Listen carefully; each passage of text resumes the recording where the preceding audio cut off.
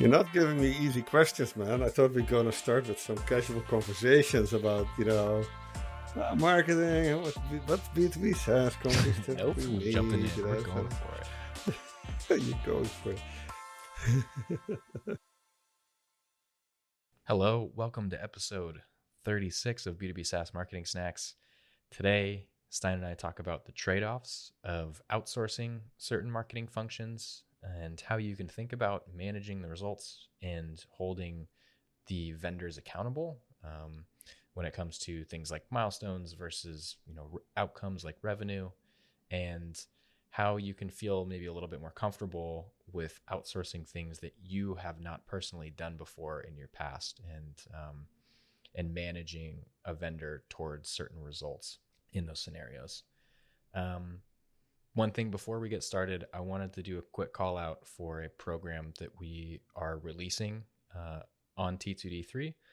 It's designed for founders, CEOs, and marketing leaders of B2B SaaS companies who want to learn to build, execute, and manage their complete go-to-market. It's the exact same education that all the in-house associate CMOs at Kalungi get before they lead marketing functions for our own clients. And that includes myself. And speaking from experience, it's really unlike anything that's out there right now. It's hyper focused on the B2B SaaS industry, and it really takes a holistic view of go to market, and not necessarily just marketing, but also with consideration for things like your product and sales and customer success. And it really is a way to think about marketing at an executive level and get buy-in from your leadership team on making some really big bets. It covers everything from budgeting and building your team to balancing strategy and execution to creating your growth priorities, managing your team through OKRs, understanding where your company is in the market in relation to others, and the right approaches based on where you sit. Things like positioning and messaging, segmenting your market, building your TAM, SAM, SOM, the right channels to, go after certain markets, channel marketing, SEO and content, account-based marketing, growth management, demand gen, pricing. All those things are encapsulated in there. And if you're a marketing leader who wants to level up their skills to an executive level, or if you're a founder or CEO who is responsible for the go-to-market of your own company and is doing a lot of this work on your own, this is the the program for you. I can't speak highly enough about it because I've also experienced it, and it's been my personal journey through marketing is the content within this program. So for now, it's at a heavily discounted rate for early access as a way to kind of say thank you for the people who are supporting us early on and being an early adopter. At some point later in the year, likely in Q3, it will become formalized into a certificate program, and the price will jump significantly. So I would recommend getting in onto the wait list right now and seeing if you can get in and help us kind of like beta test the content as we roll it out, and give us feedback and help us kind of build the complete course. And yeah, all right, cool. That's it. And you can check it out at t2d3.pro/masterclass. Or if you just go to the homepage, you can navigate to it in the header nav. Thank you again for choosing to spend your time with us. We really appreciate it as always. And let's get into it. You asked me at some point, Mike, what's the difference between outsourcing your marketing team, your marketing function, your growth to a third party, or hiring one or maybe multiple marketing agencies for specific things like a PR agency or a digital agency or a designer. And I think there's a couple, and both are, by the way, good options. I think most smaller software companies that are growing fast, that have recently gotten funding or getting profitable, they need some external help, right? You have this need for speed. You have a need for different types of skills as your company grows up, and sometimes you only need those skills for a shorter time frame. You only need to design a logo once, right? So getting that fantastic designer that helps you create the company identity is not something that you need to do all the time. So you don't need to hire that person on your payroll. But that would be an example where hiring an individual or a small agency that does nothing else than doing fantastic logo design might be a great fit for you, especially if you have a lot of the other things around in the marketing function covered, right? So there are a lot of reasons why companies build up almost sometimes a stable of marketing agencies, someone who helps them with their website, a PR agency, maybe someone who's helping them launch a product. Event management is another one where there's a lot of real specialty consultants, agencies, professionals that can do that.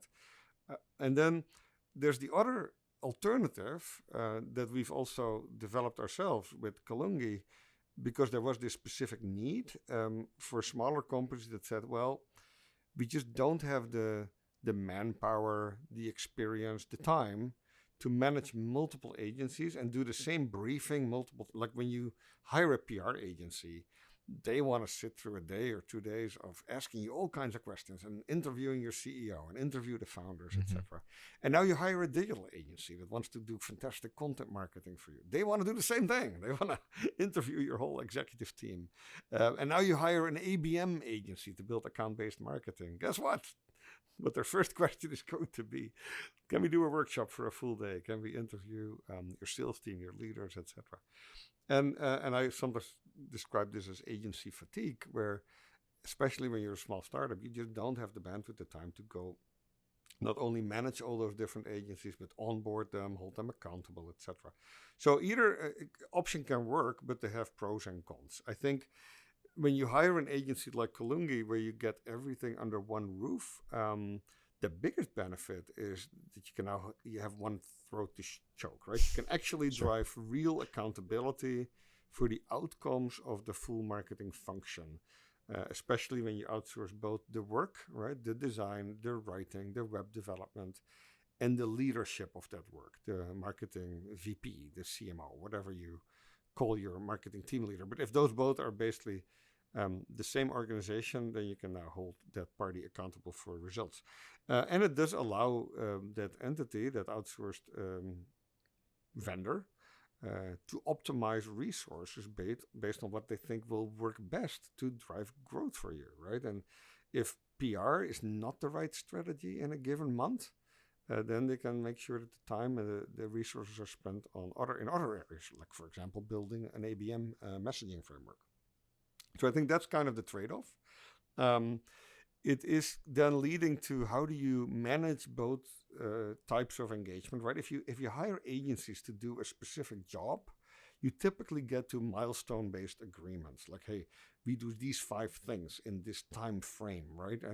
And if you know exactly what you want, that works really well. If you know, for example, you're going to launch a product, and you want to have a specific launch party, a launch event, and you want to have a certain amount of press releases go out, and you want to have interviews with a certain amount of influencers, then hiring an agency that manages both the PR function and the events probably works really well, because you know exactly what the outcomes will be. You can tie milestones to that and hold them accountable. But it's, of course, not the same as holding someone accountable for revenue contribution or pipeline growth, right? And that is something you can do when you outsource your full marketing function to a company that does all the different aspects of marketing execution. So there's a couple of other things, but those would be, I think, the biggest differences, Mike, when you have to make that choice. Do I hire a PR firm and maybe an event marketing firm and a content writer to help me with some blogs, or do I just outsource my marketing completely? And how do you get over the classic issue of not, I guess it's a rule maybe, of not outsourcing what you don't understand? Oh, yeah.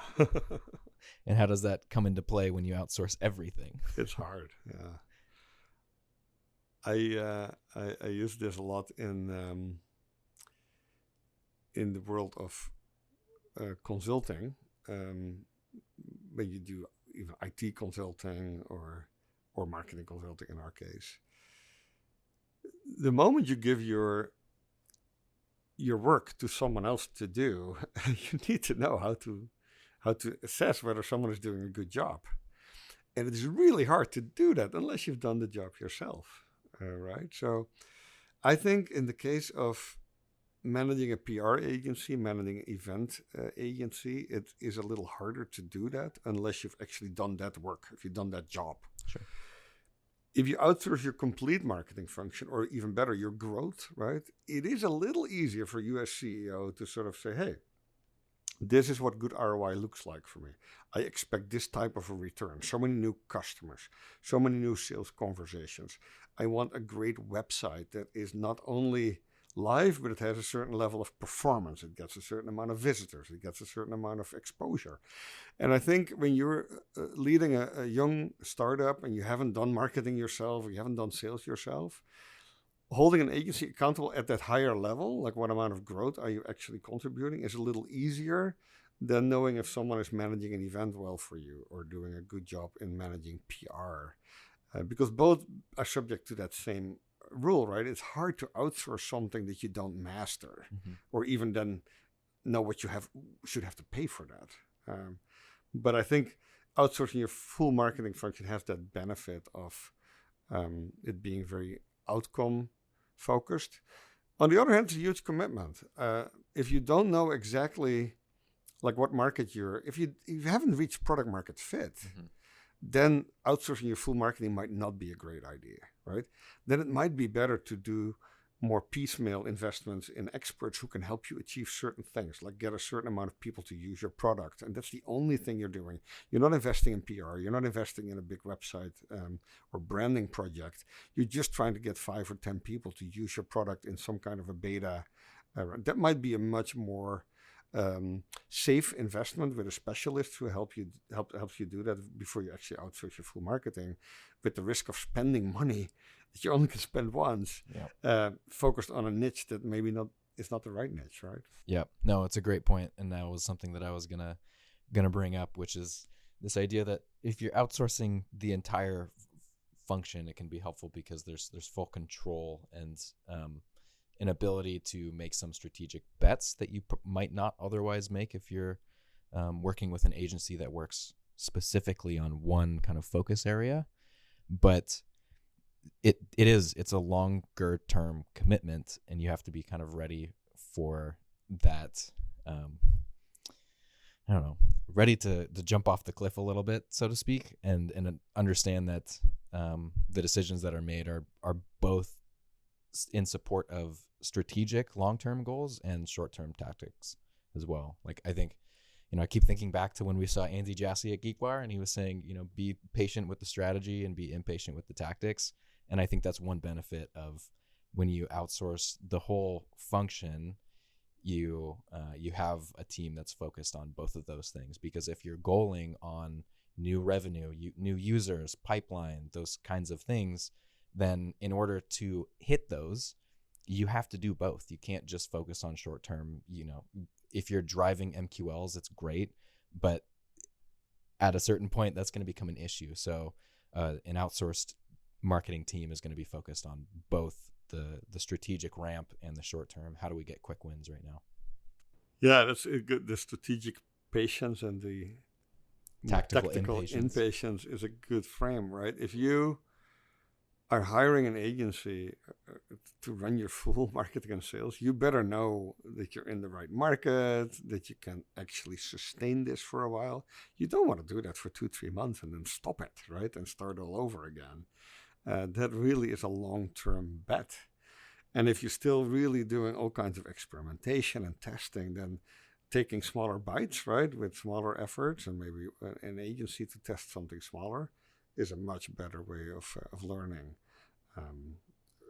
and then correcting as needed. Sure.